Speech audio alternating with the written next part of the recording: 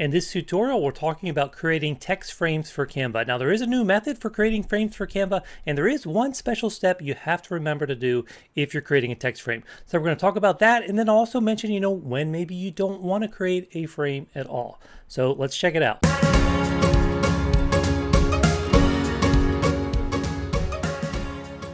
As we're going through these steps, I did create an easy to follow cheat sheet with all these steps. So if that would be helpful to you, I'll put that in the first pinned comment down below, and you can go get that at your convenience. In a recent video, I talked about a new best method for creating custom frames for Canva. Now in that method, you place a file to fill your background, then you create some sort of selection, and then you're going to convert that selection to curves. You can use that curves layer as a clipping mask on the file you place there, and then you export that directly to Canva as a Canva design. But there are a few special cases where your steps are going to differ ever so slightly, and one of those cases people have asked about are creating text or letter frames. So if you're creating text or letter frames, you're going to have just a few extra steps, and we're going to talk about those now. So here we are in an Affinity blank document, and I'm going to start by just going up here and choosing File, Place, and placing an image to fill my background here. Now this is my recommended first step, because when you do this, you're going to ensure that you're not going to be clipping a pixel image. If you click a pixel based image, you're going to have problems. Your frame's going to break when you try to bring it over to Canva.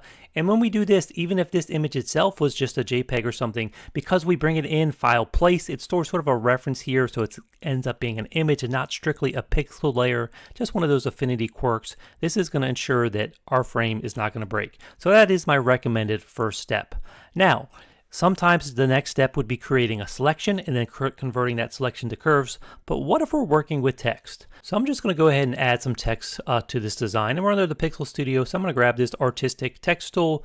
I'm just going to drag out a letter to be pretty big, since I want this to be a letter frame that's going to take up a lot of space. And I have my caps lock on. I'm going to type out the word love. And of course, whatever letters you want to use, that's fine.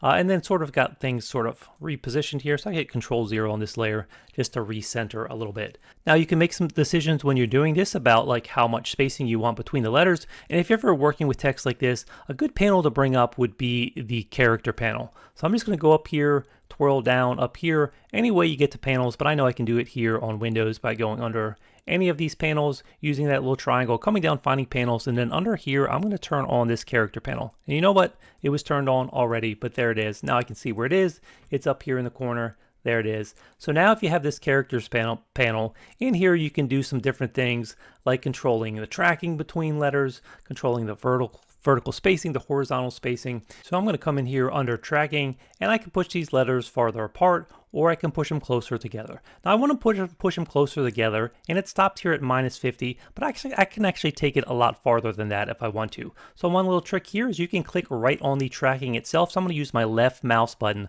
I'm going to hold it down while under this little VA icon here, and if I hold it down and drag right and left, I can start to move this way. And you can see before I was constrained to going to only -50, now I can take it in as far as I want. So I want these letters to sort of start to join together, something like this. I want them to still be readable, but I want them to join together a little bit, just because I think that's going to maybe make for a better frame effect. So I can also come in here and I can also play around if I want with something like the vertical scale. So same thing, I can click right on this icon right here, and then I can start to drag right and left to make this taller or shorter. Now, I think I want to zoom out just to get a better view of this whole frame over top of a image that's going to be 16 by 9 in scale. So let me just zoom out a little bit first. Then I'm going to grab my move tool here. Let's just position this so I have it positioned and maybe anchored in the top here. And then I'm going to go back up again and start playing with this vertical scale right here. So I'm going to click and drag, and I think maybe because that's dragging out upwards, I'm going to anchor this at the bottom. So I might get it so the L is just sort of even with the bottom there. Now I'm going to come up here and play a little bit more with this horizontal scale. Actually, I didn't want to play with the horizontal scale. Let's move that back in. So the horizontal scale, same sort of thing, but a little bit different than tracking. Instead of doing the spacing between letters, it's adjusting the actual letter size. I don't want to mess with that. So let me just double click on this. Or actually, if you lose your setting, you can go in under here.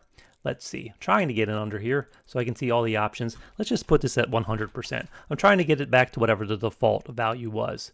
Actually, it may have been bigger than that. I'm not sure. I can adjust that later if I want to, because it feels like maybe that needs to be a little bit bigger, and I think maybe it was. I'm just going to drag it out to something that looks pleasing. I'm going to call that good enough. Now what I wanted to do before was actually drag this one here. So I'm going to click now on this one and I'm going to scale it up.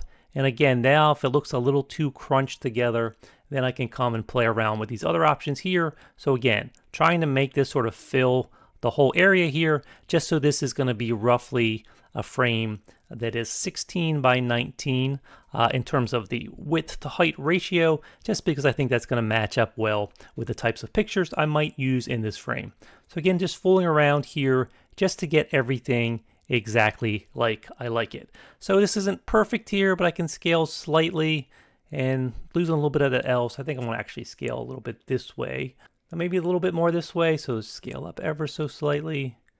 Just going to make it so it flows just outside of the frame. So there we go. So I'm pretty happy with that. So that's something you can do. You can play around with this a little bit, not much at all. It really just comes down to personal preference in the type of frame you want. But if you are exporting something off to Canva that's going to be a frame, you're not going to be able to adjust letter spacing and things like that after the fact, which is actually something we might come back to and talk about at the end of this video. But for now, I think I have the spacing I want with this text, so let's see how we would now convert this into a frame. First of all, let me just show you. You could take this, you could drag it over, you could use that as a clipping mask, just like that. But then if we go now and we go File and we go Export, and we go Export, and we export this off to Canva, I'm just going to show you what the result is going to be. So we're just going to export this off really quickly, just so I can show you that this does not work. So here is the result open in Canva. It looks like, okay, wait, it did work. But then if you right click here and detach image, you just have a rectangular frame. We have lost all of those letter shapes. So obviously, this is not the sort of thing you're going for when you're trying to create letter frames. Okay, so we need a different approach. So let's go ahead and right click and release this mask here. So I'm going to release this mask. Now we have our letters back separate again. Now we know we could control click on them to load a selection, but of course if we go now and we go under vector convert to curves, this is something we talked about in that other video on converting frames on this channel, where we can see, look what it did down here. Look at the shape that it came up with here. So we had these perfect letters and now suddenly we're getting these imperfect shapes, because anytime you have a selection and you convert to curves, it is going to lose a little detail. So I'm going to throw that away because that is not an optimal solution either. And the problem that we're facing here is if I just come over here and see, we can see this says art text. Anytime you're working with text in Affinity like this, they are vectors, but they're sort of separate vector shapes. You really got to combine them together. Again, if you saw that last video I talked about on this channel, if you have a whole bunch of vector shapes, that can lead to a problem. You really got to combine those together so you have one curves layer. So how are we going to do this with letters? The good news is it's very easy. All you have to do, make sure you're highlighted right over here on your letter layer. Then just come up here, go Vector, Geometry, Add. That's it. That's all you have to do. Now, there actually is one more step, because right now we sort of see how there's only like an outline here. I'm just seeing my path outlined. So again, if I drag this over, once again, it sort of disappears. Something's not quite right. So let me hit Control Z to undo that. When you get to this step, if you do that vector geometry add, and you're just seeing the blue outline like this, all you need to do is give this curves layer a fill color. Because when you have a curves layer, you can have a fill, you can have an outline. We need a fill here. So I'm just going to click on this, and then let's go ahead and let's come up here, right here. Let's give this a color. Now I could do this by coming up here, clicking on the fill and giving it a fill color. Let me hit Control Z to undo that for a second. Control Z to undo that color. I could also just be on this layer right here.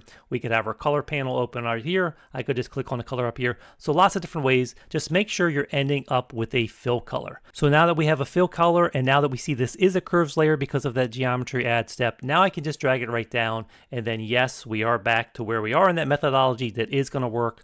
I'm going to go ahead and export this now, just so you can see that yes, this is going to be a working frame. So once again, exporting as a Canva design, and then we'll see that this does work. So here it is in Canva. This time when I right click and detach image, we can see that yes, I do have a working frame. I can come in here, I can add something in, and this is now working as we intended it to.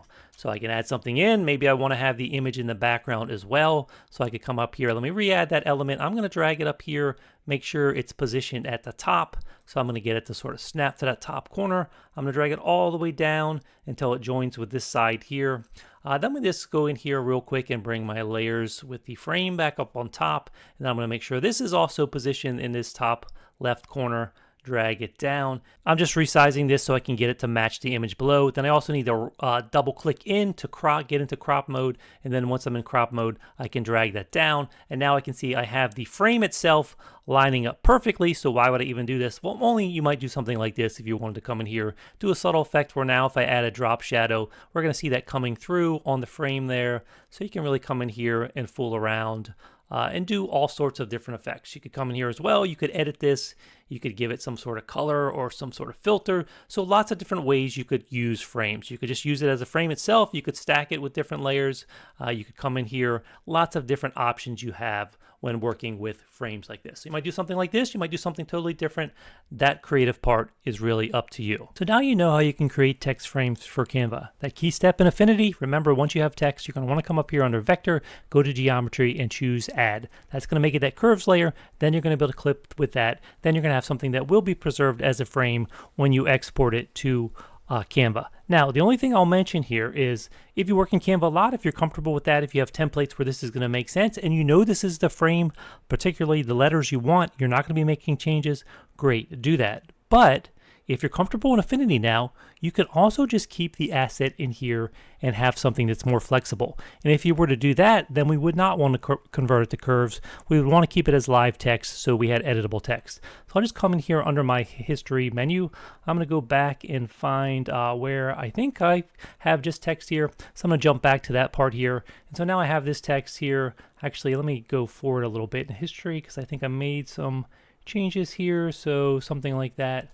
Deselect, but now we have this as text, so now we have this text in here. So if I had just done this and I wanted to just keep a template I could use here in Affinity, then suddenly I could just use this as a clipping mask. I could drop it over here, but then if I want to come in, even now, even though it's a clipping mask, I can still jump into my text. So let me just grab my text tool. Let me just get right in there. I could change this to text, so maybe I wanted to say something like joy instead. Let me hit Control-0 just to get this back shown up on screen. So then I have that. I can move it around. I can position it anywhere I want. I can also still go in there and do things like add layer effects. So I could come here and add some layer effects to this.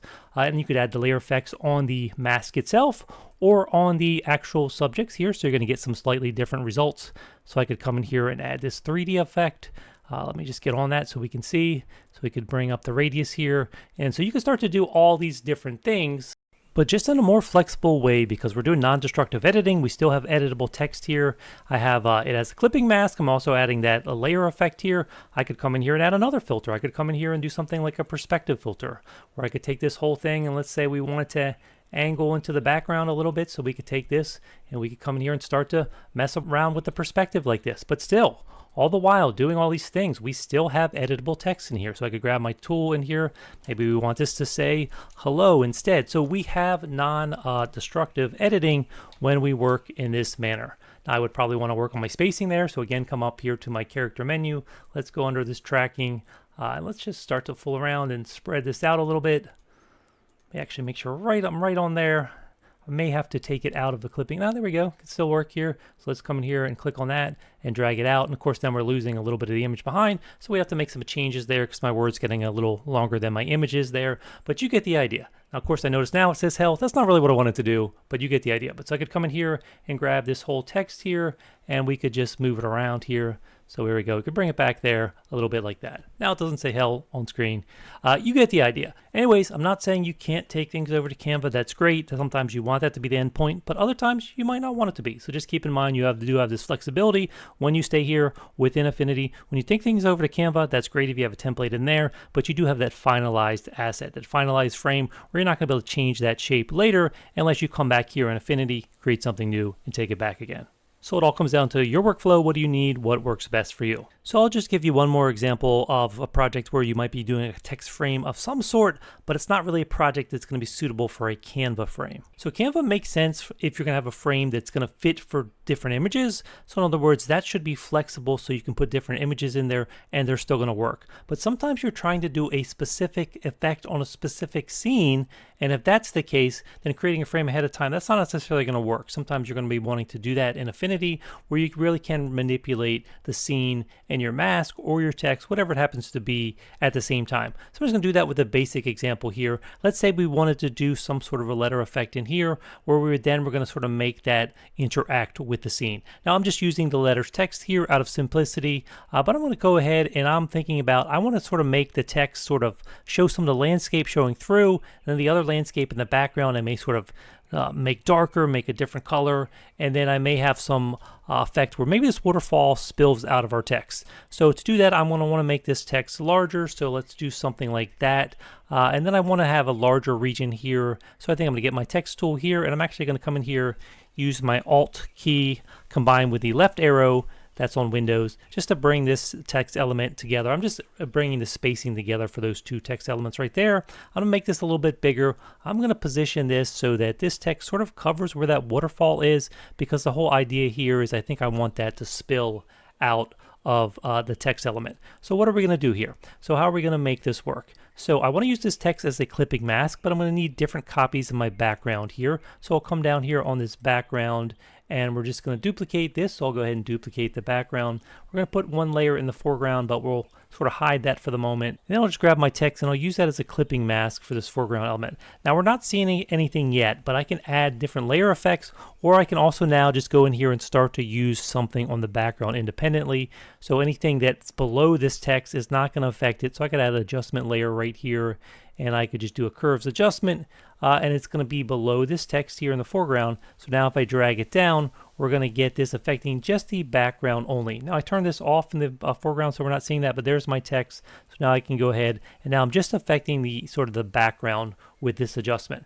Now for the text itself here, I can also add different layer effects on it. So maybe I want to come in here and add a layer effect. Let's just give this a stroke, I think. So that would be an outline here. So we'll come here under this outline, and we're going to make this a white outline. Let's just give it a little white outline around the text here. So I'm just going to drag that up until we get a little bit of a white outline here. So now we have the text standing out a little bit from the background. I could do other things as well here, like maybe I want this background to actually have a color shift as well, maybe something a little bit more in the blue tone since we have all this green here in this scene here, so something that's going to contrast that a little bit. So I'll come up here, let's just go and use a recolor adjustment. So I'm going to come under here and find this recolor adjustment, and we'll just fool around this here. I'm going to just find something in this blue tone here. Now, I don't want it to necessarily be quite that strong, so I could come in here on this adjustment layer and just drag it down, find something that I think works just to bring a little bit of that back. And again, this is all non-destructive elements, so if I think it's maybe a little too dark, I can come in here, I can keep fooling around with these different elements. Now I also want the water to break out of the text frame here, but so what I'm going to do then is I'm just going to come over top of all this. Let's copy this background one more time, so Control J, I'll just bring that all the way up on top, and now I'm going to hide that with a mask just by using this mask icon and then filling that with black. So Alt backspace, Control backspace to fill it with black. It's hiding everything because it's hiding everything below it, but I can place it inside of this layer here. Now it's only affecting this particular background layer, and then I can come in here on the mask. Let's get a paintbrush.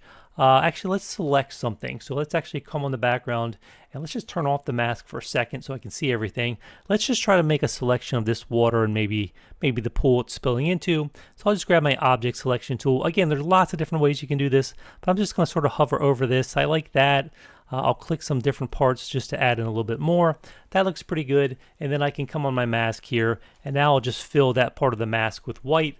Again, let's turn that back on so we can see. There we go. And so now we have it so it looks like this waterfall sort of spilling out of the text itself. And we also have the foreground pool here standing out a little bit. So that's kind of cool. Let me hit Control 0 just to recenter this. So again, the whole idea here is just that you have lots of stuff where you're going to want to be playing around with maybe your text element and a particular scene. So if you're working on a particular scene and a particular effect for a particular scene, that's a case where frame isn't necessarily the way you want to go. You might want to just stay here and work in Affinity. So again, you know what assets you need. You get to decide what workflow makes the most sense for you. If you want to frame for Canva, you know how to do that now. If you want to stay in Affinity, that's great too. Hey, thanks for watching. I hope you learned something. Don't forget to like and subscribe to this channel. Don't forget about that free cheat sheet you can get down below. Thanks again. See you soon. Everything I do so instinctive and so passionate. Every word I move so descriptive like an adjective. I got a vendetta against people who patented being negative when you should be getting after it. I got facts over tracks, this and that. Spitting slow, spitting fast. I could roast, I could gas. Think I'm okay at last, but I don't know if that can erase all the past.